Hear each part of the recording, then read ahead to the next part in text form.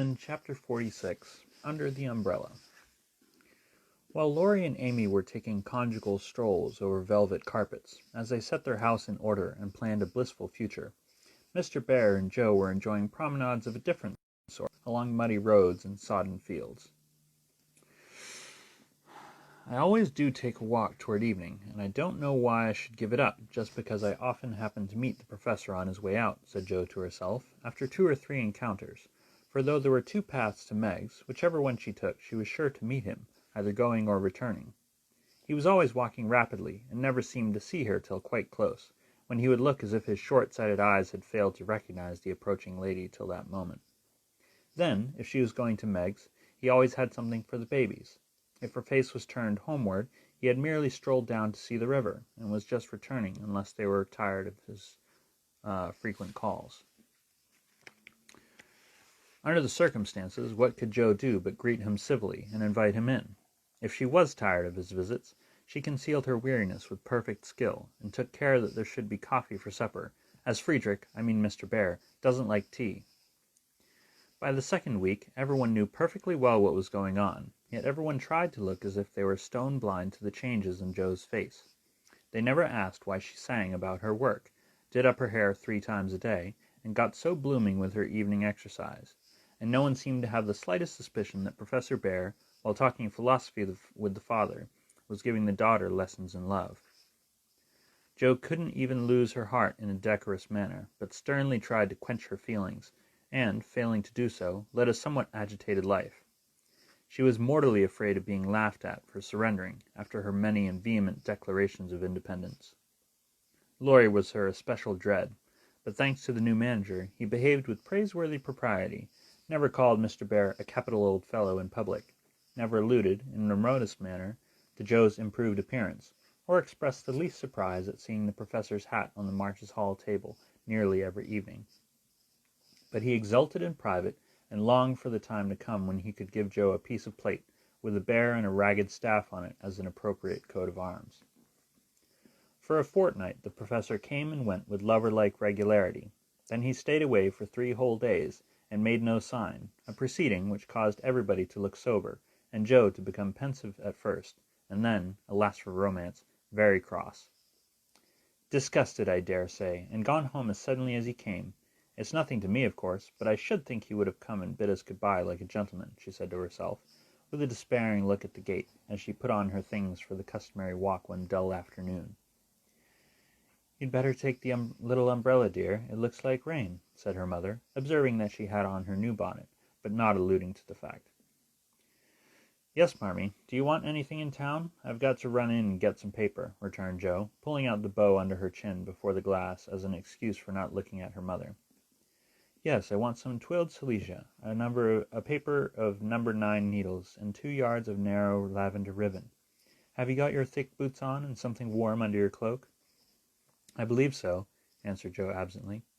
"If you happen to meet Mr. Bear, bring him home to tea. I quite long to see the dear man," added Mrs. March. Joe heard that, but made no answer, except to kiss her mother, and walk rapidly away, thinking with a glow of gratitude, in spite of her heartache, "How good she is to me!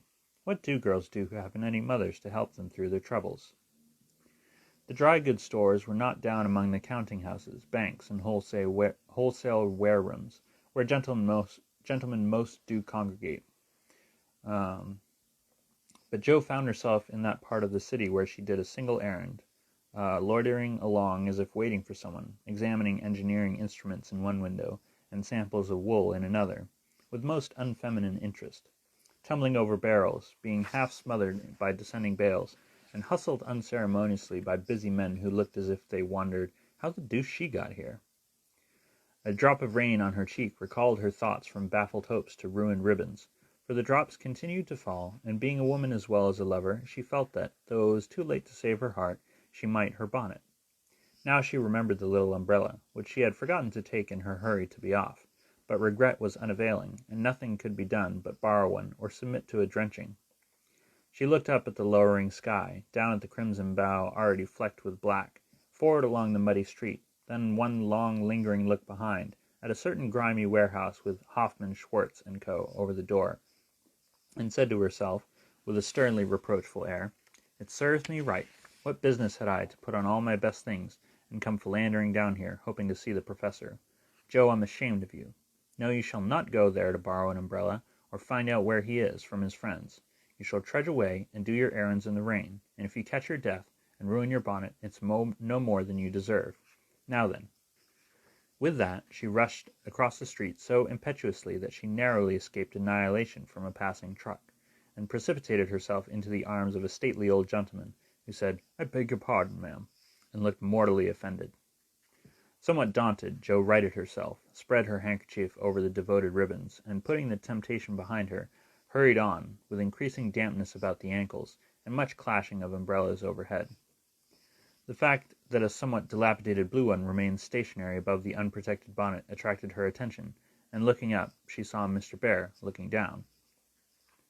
"I feel I know the strong-minded lady who goes so bravely under many horse noses, and so fast through much mud. What you down here, my friend?" "I'm shopping." Mr. Bear smiled, as he glanced from the pickle factory on one side to the wholesale hide and leather concern on the other, but he only said politely, "You have no umbrella. May I go also, and take for you the bundles?" "Yes, thank you."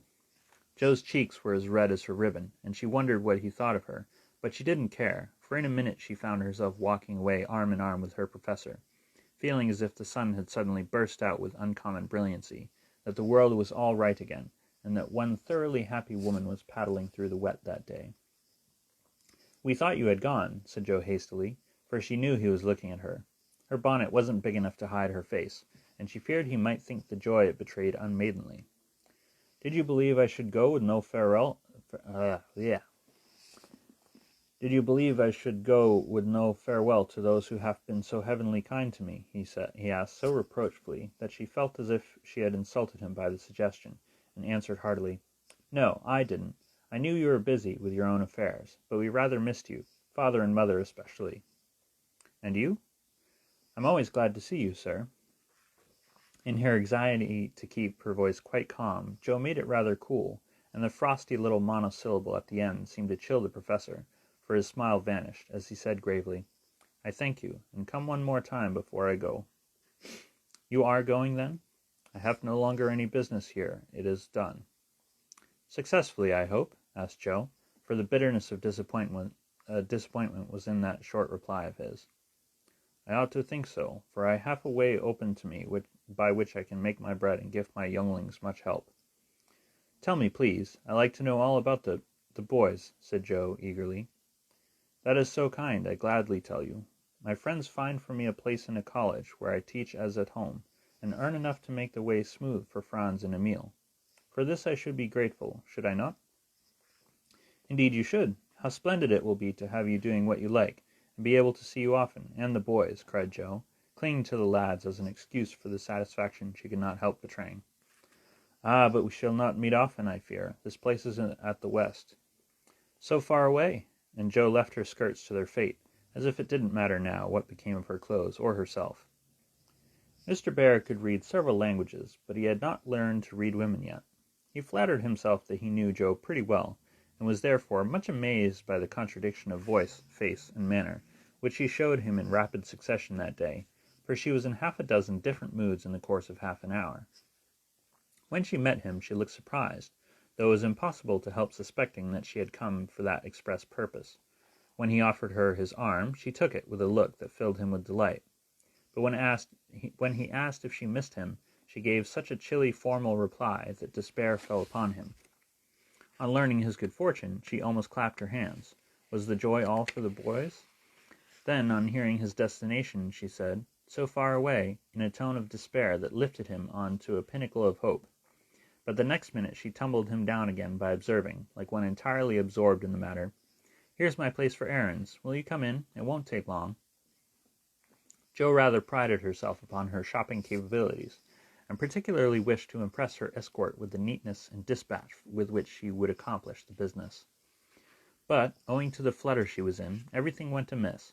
She upset the tray of needles, forgot the silesia was to be twilled till it was cut off, gave the wrong change, and covered herself with confusion by asking for lavender ribbon at the calico counter. Mr. Bear stood by, watching her blush and blunder, and as he watched, his own bewilderment seemed to subside, for he was beginning to see that on some occasions women, like dreams, go by contraries. When they came out, he put the parcel under his arm with a more cheerful aspect, and splashed through the puddles as if he rather enjoyed it on the whole. "Should we not do a little of what you call shopping for the babies, and have a farewell feast tonight, if I go for my last call at your so pleasant home?" he asked, stopping before the window full of fruit and flowers. "What will we buy?" said Joe, ignoring the latter part of his speech, and sniffing the mingled odors with an affectation of delight as they went in. "May they have oranges and figs?" asked Mr. Bear, with a paternal air. "They eat them when they can get them. Do you care for nuts?" "Like a squirrel." "Hamburg grapes? Yes, we shall surely drink to the fatherland in those."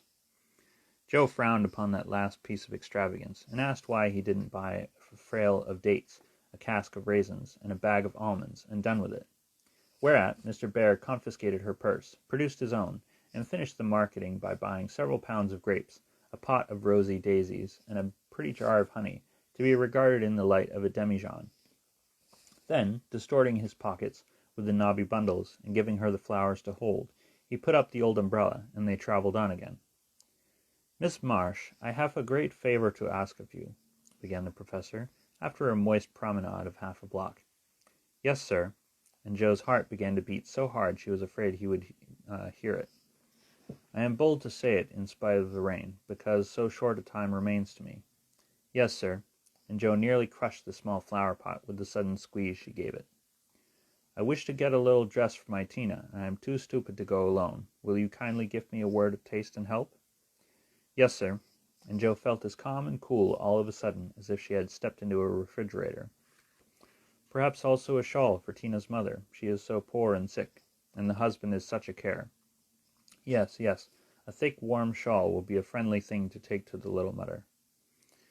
"I'll do it with pleasure, Mr. Bear. I'm going very fast, and he's getting dearer every minute," added Joe to herself. Then with a mental shake she entered into the business with an energy which was pleasant to behold. Mr. Bear left it all to her, so she chose a pretty gown for Tina, and then ordered out the shawls. The clerk, being a married man, condescended to take an interest in the couple, who appeared to be shopping for their family. "Your lady may prefer this. It's a superior article, a most desirable color, quite chaste and genteel," he said, shaking out a comfortable gray shawl, and throwing it over Joe's shoulders. "Does this suit you, Mr. Bear?" she asked, turning her back to him, and feeling deeply grateful for the chance of hiding her face.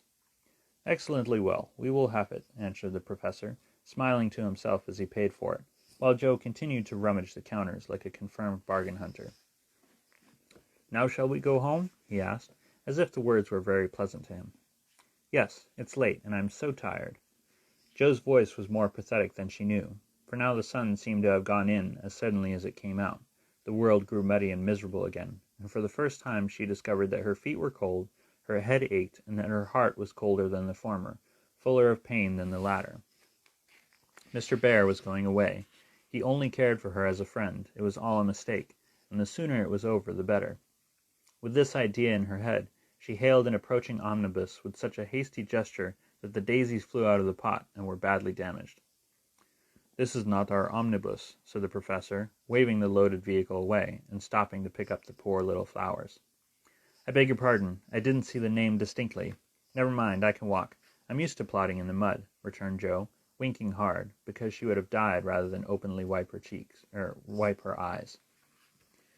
Mr. Bear saw the drops on her cheeks, though she turned her head away. The sight seemed to touch him very much, for suddenly stooping down, he asked in a tone that meant a great deal, "Heart's dearest, why do you cry?"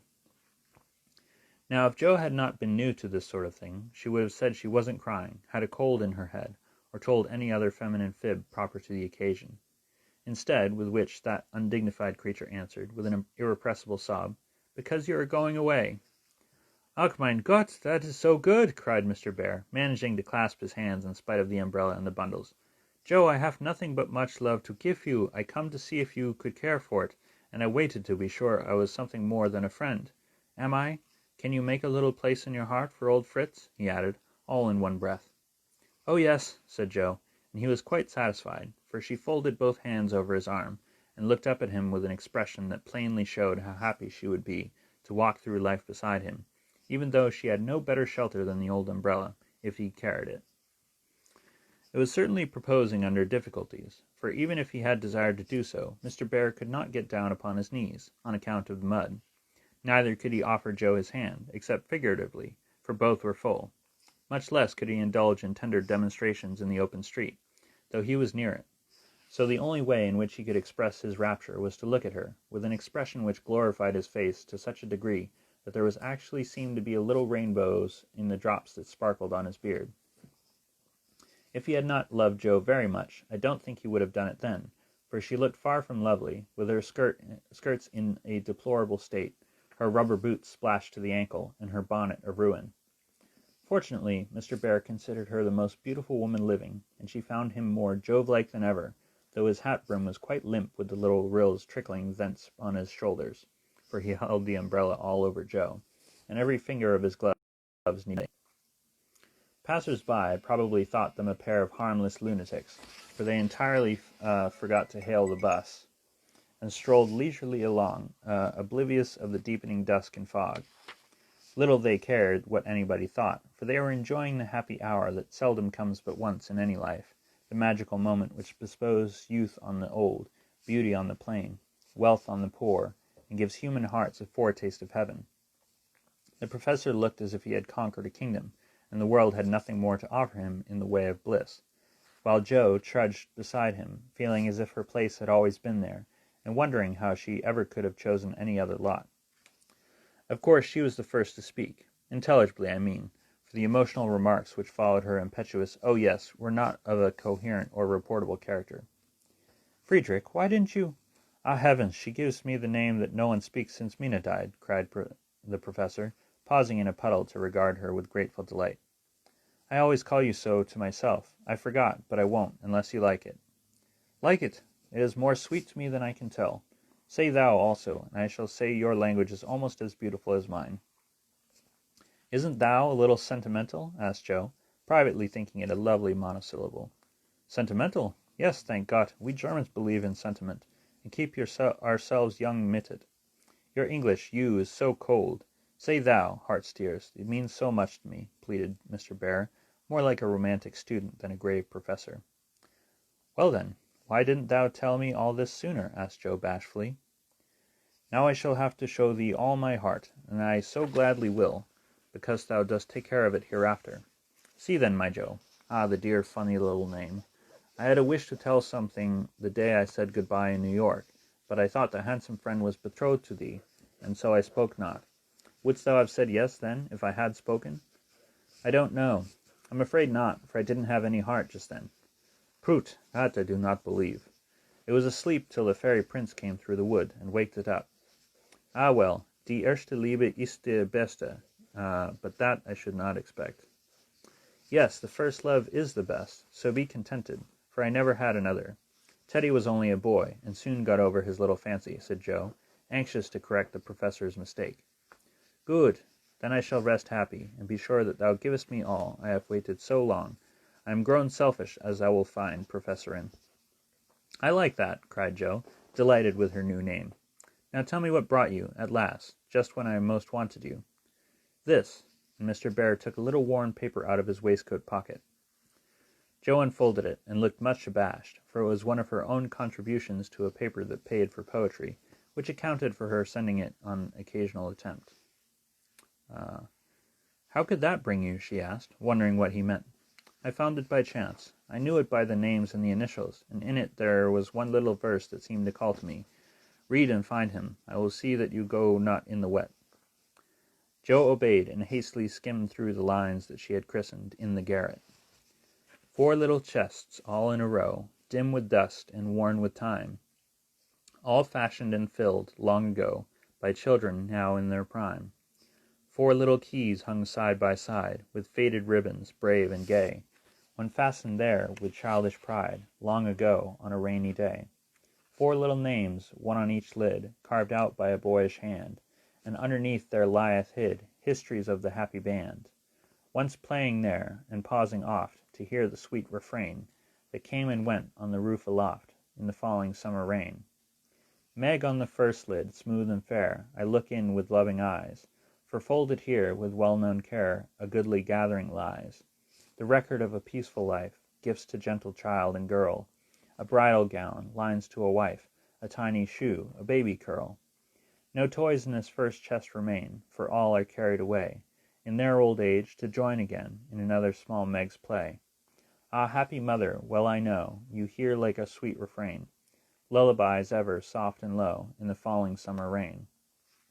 Joe on the next lid, scratched and worn, and within a motley store of headless dolls, of schoolbooks torn, birds and beasts that speak no more. Spoils brought home from the fairy ground, only trod by youthful feet. Dreams of a future never found, memories of a past still sweet. Half-writ poems, stories wild, April letters, warm and cold, diaries of a wilful child, hints of a woman early old. A woman in a lonely house, hearing like a sad refrain, "Be worthy, love, and love will come in the falling summer rain."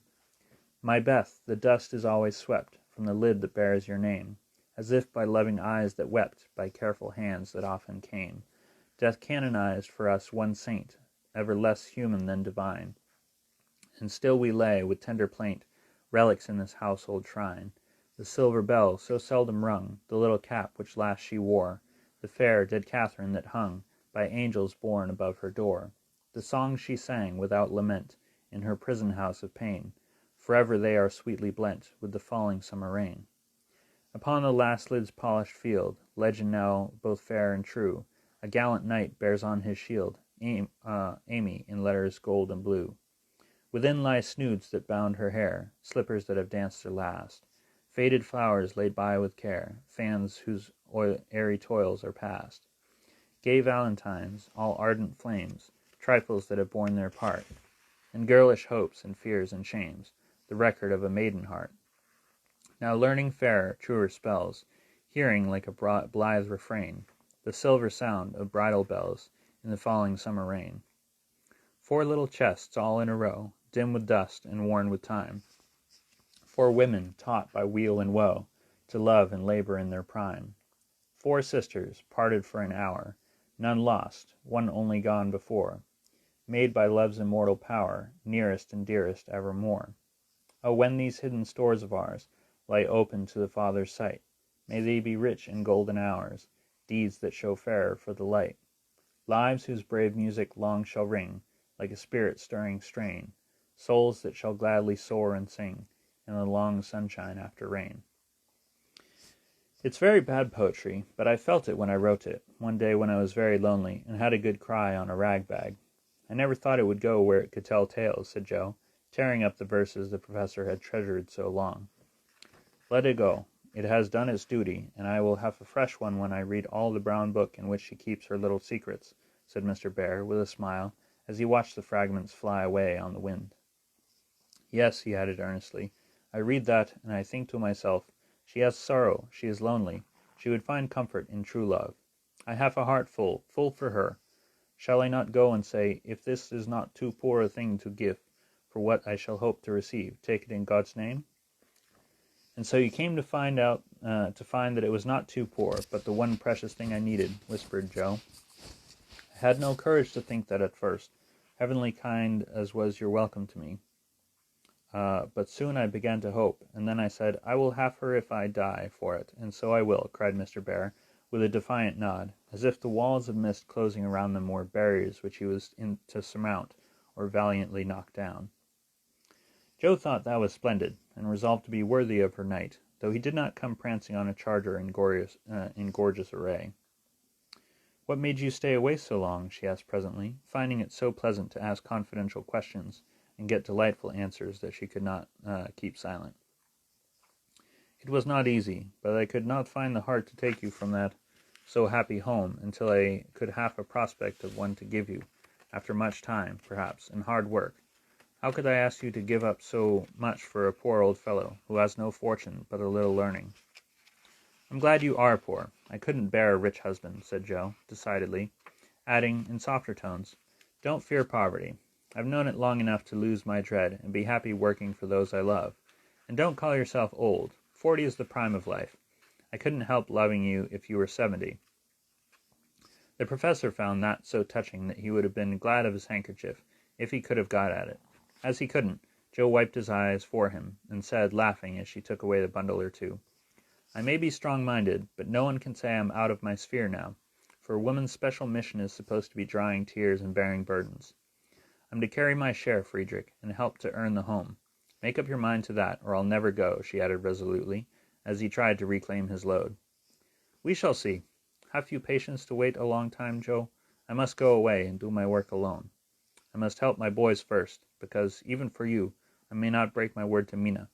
Can you forgive that, and be happy while we hope and wait?" "Yes, I know I can, for we love one another, and that makes all the rest easy to bear.